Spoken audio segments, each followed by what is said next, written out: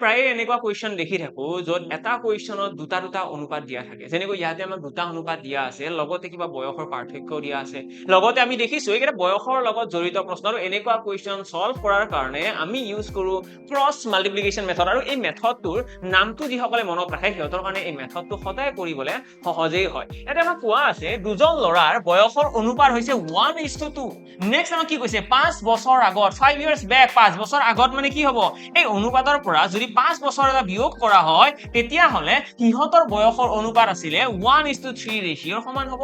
তো আমি কি কৰিছো বৰ্তমান বয়সটো লিখিছো 5 বছৰ এটা বিয়োগ কৰিছো যাতে নেকি আমি আগৰ বয়সটো পাওঁ আৰু ইয়াতে পাইছো 1:3 এটা মেথডটোৰ নাম কি আছে ক্ৰছ মাল্টিপ্লিকেশ্যন অৰ্থাৎ এনেকৈ পূৰণ কৰিব লাগিব 3 × 3 2 × 2 এটা পাৰ্থক্য কিমান পাৰ্থক্য হৈছে 1 ৰেশিও আৰু সেই 1 ৰেশিও ইজ ইকুৱেল আহিব